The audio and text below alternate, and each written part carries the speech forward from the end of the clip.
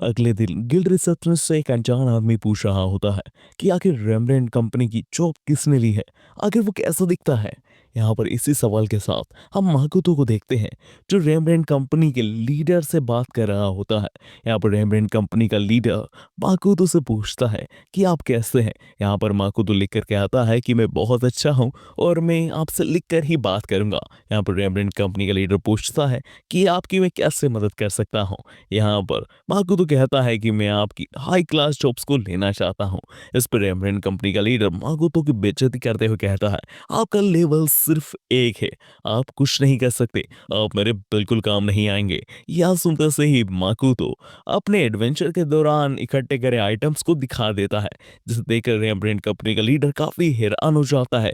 आखिर लेवल 1 का एडवेंचर इतने रेयर आइटम कैसे ला सकता है। कुछ भी हो, ये मेरे काम आएगा। यहाँ पर रेमब्रांड कंपनी का लीडर काफी पोलाइटली बात करने लगता है। इस चीज को देखकर माकुतो को लगता है कि रेमब्रांड कंपनी का लीडर काफी अच्छा है। इसी दौरान रेमब्रांड कंपनी के कुछ वर्कर्स आकर रेमब्रांड कंपनी के लीडर से काफी इज्जत से बात कर रहे होते हैं।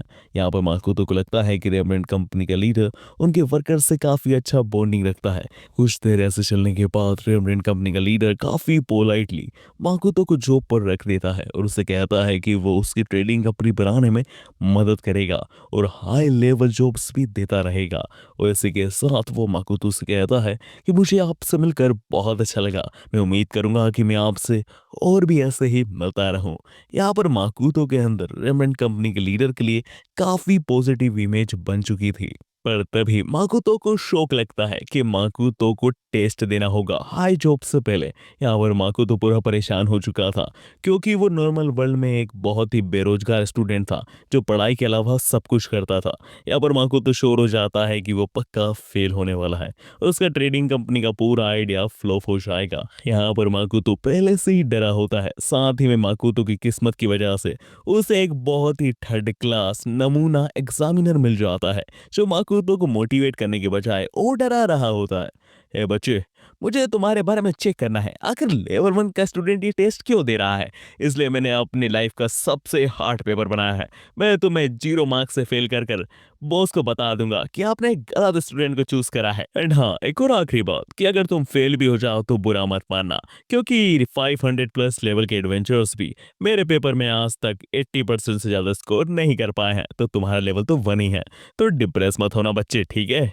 और यहाँ पर ये सारी बकवास करने के बाद फाइनली एग्जामिनर माकुतो को उसका एग्जाम पेपर दे देता है। पेपर को प्रॉपरली देखने के बाद माकुतो को एक शॉकिंग चीज के बारे में पता लगता है कि इस वर्ल्ड का स्टडी लेवल बहुत कम है। ये पेपर हार्ड है बट यूकेजी के बच्चों के लिए, क्योंकि इस पेपर को तो 10वीं में 10 बार फेल होने वाला बच्चा भी आसानी से पास कर सकता है। खैर, यहाँ पर मेरी बात क्यों हो रही है।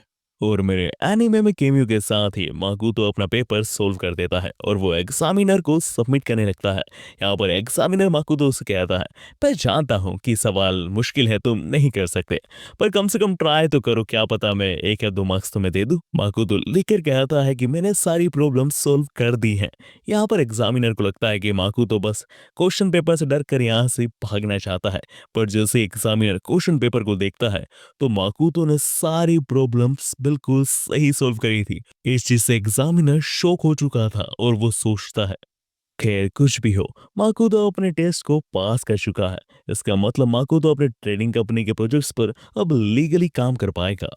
और इसी के साथ हमारा सीन मियो पर शिफ्ट हो जाता है, जहां पर मियो माकुतो की मेमोरीज को देख रही होती है और इस चीज के बारे में तोमोय को पता लग जाता है। इस चीज के बारे में पता लगते से तोमोय सीधा मियो के पास पहुंच जाती है। खैर, इसी दौरान माकुतो भी ट्रेडिंग कंपनी की गुड न्यूज के साथ तोमोय किंगडम में आ चुका था।